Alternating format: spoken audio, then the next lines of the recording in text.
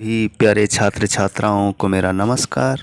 मैं फिर हाजिर हूँ आपकी 7वीं कक्षा की हिंदी की वर्कशीट को लेकर। और आज हमें पढ़ना है व्याकरण, और व्याकरण में पढ़ना है संज्ञा। बच्चों, संज्ञा आपने पहले भी पढ़ी, छठी कक्षा में भी पढ़ी, 5वीं में भी पढ़ी, चौथी में भी पढ़ी।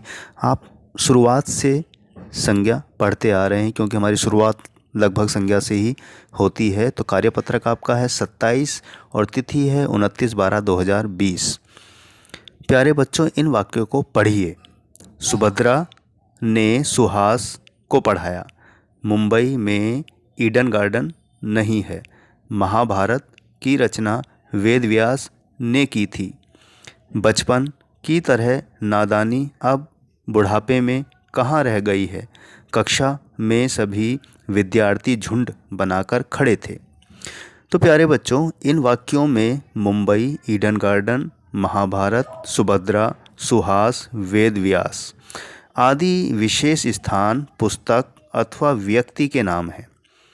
इसी तरह कक्षा, विद्यार्थी, झुंड आदि जाति विशेष के या समूह के नाम हैं। बचपन, पवित्र, नादानी, बुढ़ापा आदि भावों के नाम हैं। तो प्यारे बच्चों, जहाँ किसी वस्तु, स्थान या व्यक्ति का नाम आता है वो हमारा व्यक्तिवाचक संज्ञा होती है। और जहाँ पर जैसे विद्यार्थी है, क्योंकि विद्यार्थी तो कोई एक नहीं है, विद्यार्थी हमेशा बहुत सारे होते हैं। अगर हम कहेंगे कि एक विद्यार्थी खड़ा है तब अलग बात होगी। केवल अगर हम विद्यार्थी कहेंगे तो विद्यार्थी का मतलब बहुत सारे, एक नहीं। और कक्षा का मतलब है बहुत सारे विद्यार्थी उसमें हैं, क्योंकि कक्षा किसी एक बच्चे की नहीं होती, उसमें बहुत सारे बच्चे होते हैं। तो कक्षा जाति से संबंधित है। विद्यार्थी भी विद्यार्थी नाम से ही विद्यार्थी के समूह का बोध होता है। झुंड से भी एक भीड़ का बोध होता है। तो ऐसे शब्द जाति सूचक या समूह के नाम कहलाते हैं। और देखिए, बचपन, बच्चा अलग बात है। बचपन एक फीलिंग है। पवित्र एक फीलिंग है। नादानी एक फीलिंग है। बुढ़ापा एक फीलिंग है। तो ये भाव के नाम हैं। अतः किसी वस्तु, व्यक्ति, स्थान, भाव एवं अवस्था के नाम को संज्ञा कहते हैं। वस्तु, व्यक्ति, स्थान और भाव एवं अवस्था के नाम को संज्ञा कहते हैं। तो प्यारे बच्चों, संज्ञा के 3 भेद हैं: व्यक्तिवाचक संज्ञा, जातिवाचक संज्ञा और भाववाचक संज्ञा।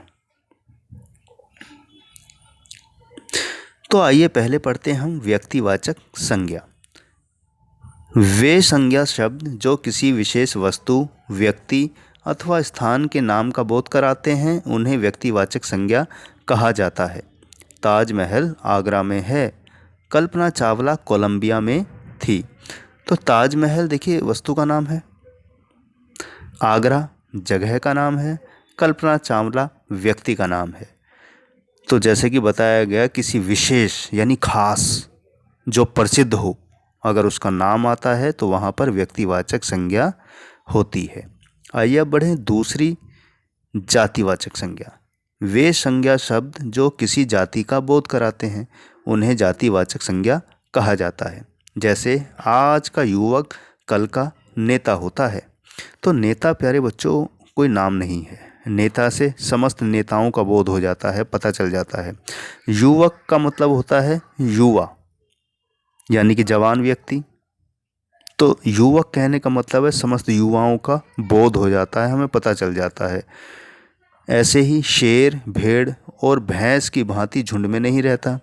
तो शेर कहने से हमें समस्त शेर जाति का पता चल जाता है, भेड़ कहने से समस्त भेड़ जाति का पता चल जाता है, और भैंस कहने से समस्त भैंस जाति का पता चल जाता है। शिक्षक ने छात्रों का सम्मान किया।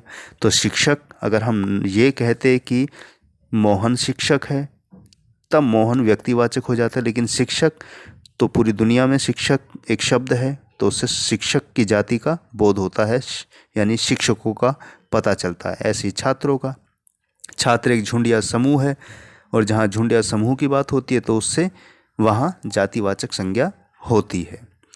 आइए अब तीसरी देखें, भाववाचक संज्ञा हमारी। वे संज्ञा शब्द जो किसी अवस्था अथवा भाव का बोध कराते हैं भाववाचक संज्ञा कहलाते हैं। तो बेटा जिस शब्द में कोई फीलिंग शो हो यानी भावना शो हो, या किसी उसकी अवस्था, यानी कि अवस्था का आप कह सकते हैं कि जैसे कहते हैं हम कि भाई ये बहुत चौड़ाई है, इसकी चौड़ाई बहुत ज़्यादा है, तो चौड़ाई एक अवस्था कह सकते हैं आप। आइए उदाहरण देखें। क्रोध मनुष्य का शत्रु है। क्रोध बेटा कोई नाम नहीं है, क्रोध हमारे अंदर से आता है, यानी वो एक फीलिंग है, क्रोध वाली भावना है, क्रोध वाली। तो यहाँ भाववाचक संज्ञा है। बचपन में गांधी जी बड़े शर्मीले बालक थे। तो बचपन जो है, बच्चा से अगर बच्चा शब्द आता है तो जातिवाचक हो जाता है, अगर बचपन आ गया तो वो बचपन की फीलिंग टाइप हो गया, तो यहाँ भाववाचक संज्ञा है। उगते सूरज की लालिमा देखो। देखें लाल जो है वो जातिवाचक है, यानी सभी समस्त लाल रंगों का बोध हो जाता है। तो यहाँ लालिमा हो गया, तो ये एक फीलिंग हो गई, यानी कि भाव हो गया। तो यहाँ उगते सूरज की लालिमा देखो, तो लालिमा हमारा भाववाचक संज्ञा है। तो उम्मीद करता हूँ प्यारे बच्चों कि व्यक्तिवाचक संज्ञा और जातिवाचक संज्ञा और भाववाचक संज्ञा ये तीनों आपको समझ आ गई होगी। बहुत सरल और आसान है। आइए अब हम बढ़ते हैं अभ्यास की तरफ। अब हम देखते हैं कि हमने क्या सीखा और क्या समझा। रेखांकित संज्ञा के भेद की पहचान कर उनका नाम लिखिए। तो प्यारे बच्चों यहाँ पर 10 वाक्य दिए गए हैं और 10 वाक्यों में हर वाक्य में एक शब्द को या 2 शब्दों को अंडरलाइन किया हुआ है, रेखांकित किया गया है।